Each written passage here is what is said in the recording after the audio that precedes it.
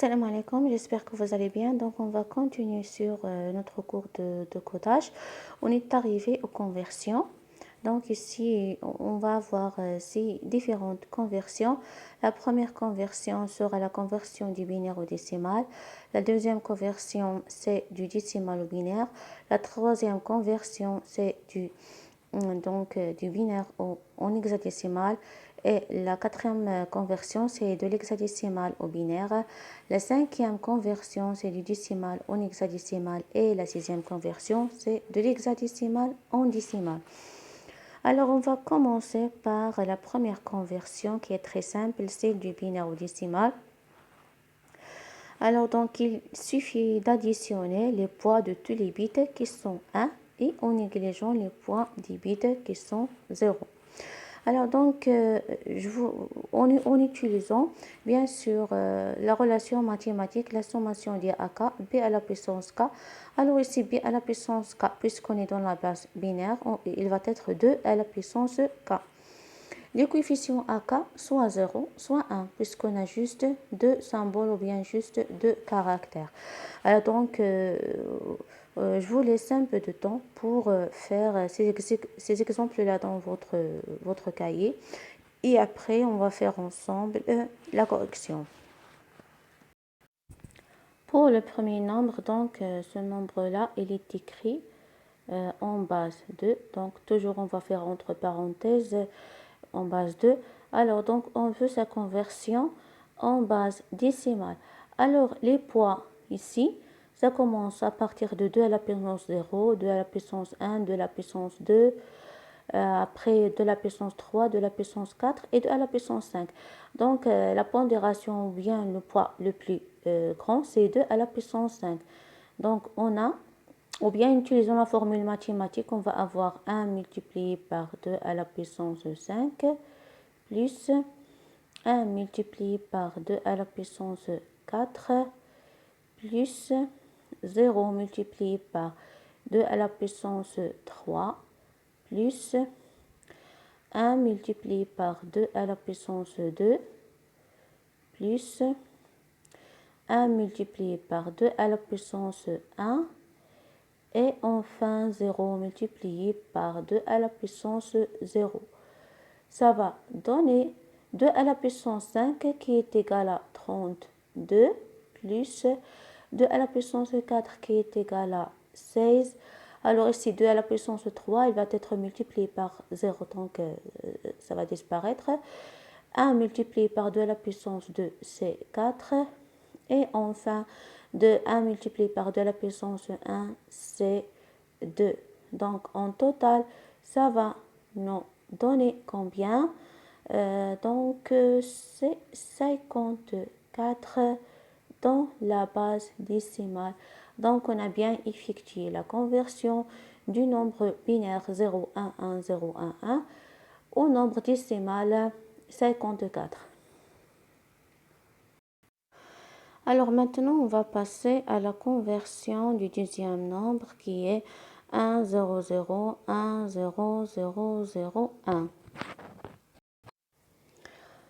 Alors donc, on a le plus grand poids, il se trouve à gauche, qui est, donc c'est 0, 1, 2, 3, 4, 5, 6, 7. Donc c'est 2 à la puissance 7. On aura 2 à la puissance 7 plus. Alors ces poids-là, ils ont le coefficient 0, donc on ne va pas les écrire. 2 à la puissance 7, 6, 5, 4, donc 2 à la puissance 4 plus 2 à la puissance 0. Donc ça c'est le poids de 1 multiplié par 2 à la puissance 0. Alors ça va être égal à combien? 2 à la puissance 7 c'est combien? Donc je pense que c'est 128. Parce que 2 à la puissance 5, c'est 32. 2 à la puissance 6, c'est 64. Donc 2 à la puissance 7, c'est 128. Plus 2 à la puissance 4, c'est 16. Plus 2 à la puissance 0, c'est 1. Le total, elle est égal à combien? Alors 6 plus 8, 14. Donc 15. Voilà, donc c'est 145 en décimale. Maintenant, on va faire la conversion donc, dans le sens contraire, c'est-à-dire à partir du décimal au binaire. Alors ici, on a le choix d'utiliser deux méthodes, soit la méthode des sommes, des poids, soit la méthode de la division euclidienne. Une façon de trouver le nombre binaire équivalent à un nombre décimal est de déterminer la suite des poids binaires dont la somme est égale à ce nombre décimal, c'est-à-dire de l'écrire sous la forme de la sommation des AK, b à la puissance k. L'exemple, donc 9, elle est égale à 8 plus 1, puisque le plus grand nombre qu'on peut obtenir, qui est sous la forme 2 à la puissance un certain nombre, est 8. Donc 9, il est égal à 2 à la puissance 3 plus 2 à la puissance 0. Alors les coefficients qui sont multipliés par 1, on va les présenter, et aussi les coefficients qui sont multipliés par 0, on va les présenter. C'est très important parce qu'il doit figurer dans le nombre binaire qu'on va obtenir à la fin.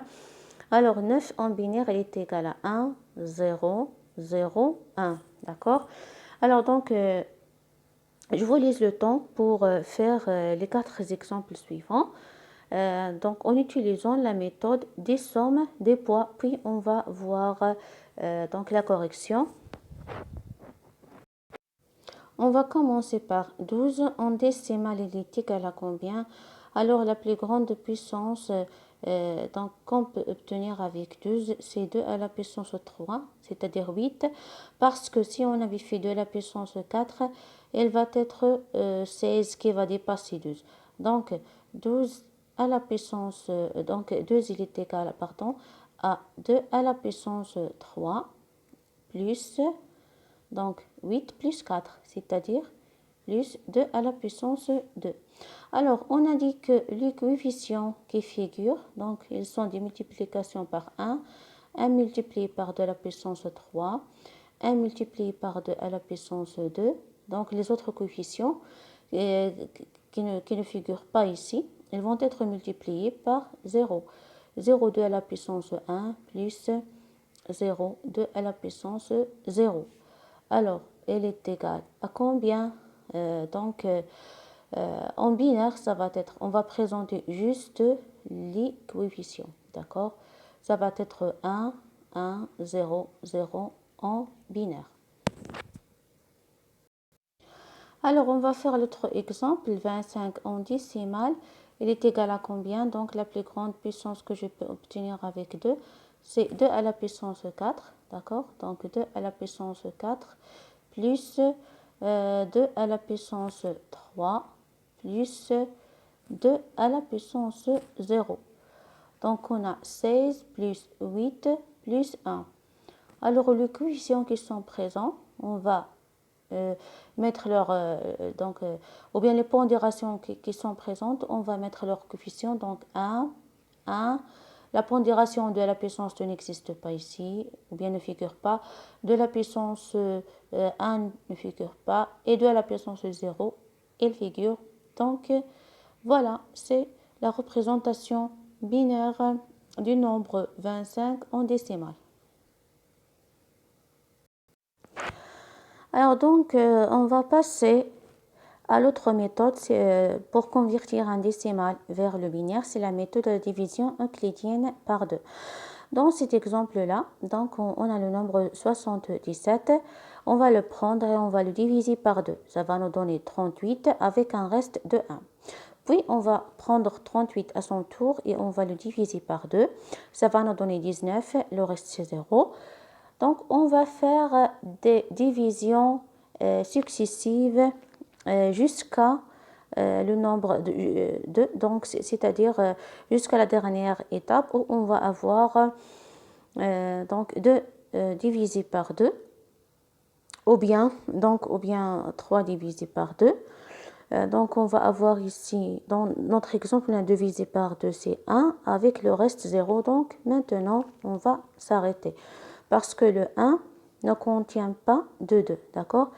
Mais faites très attention, parce que quand on va écrire la représentation binaire, on ne va pas commencer à partir du haut, mais plutôt on va commencer à partir du bas, c'est-à-dire on va écrire le nombre en, en montant, d'accord? Donc du bas vers le haut. C'est pour cela qu'on va écrire premièrement 1, 0, 0, 1, 1, 0, 1.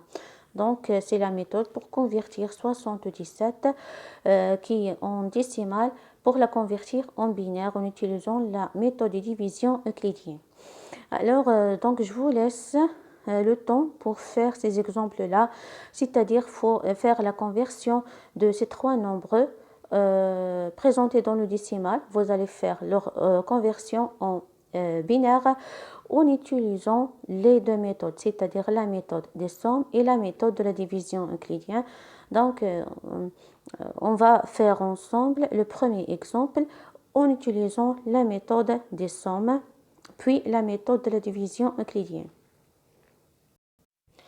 Alors, en utilisant la méthode des sommes, on a 23, elle est égale à combien? Elle est égale à 2 à la puissance 4 plus donc 2 à la puissance 2 plus 2 à la puissance 1 plus 2 à la puissance 0. Donc directement, j'écris est égal à 1, 0, 1, 1, 1 en base 2. Maintenant, on va faire la méthode de la division euclidienne. On va voir qu'est-ce que ça va nous donner. 23 divisé par 2, c'est 11 avec un reste de 1. Puis 11 à son tour, on va le diviser par 2. Ça va nous donner 5 avec un reste de 1. Puis on va diviser 5 par 2. Ça va nous donner 2. Le reste, c'est 1. Puis 2 divisé par 2, c'est 1 avec le reste 0. Donc, comme on a dit, pour écrire ces nombres, on va aller des bas vers le haut. C'est-à-dire, ce nombre-là, il est équivalent à combien? 1, voilà. Donc, voilà le 1. Voilà le 0, pardon.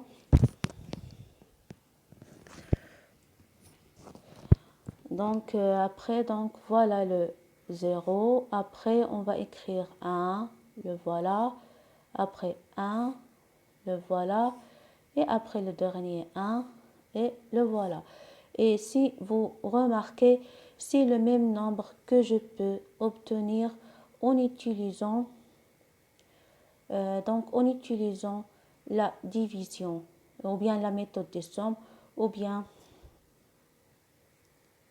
en utilisant la méthode des sommes, ou bien la méthode de division euclidienne.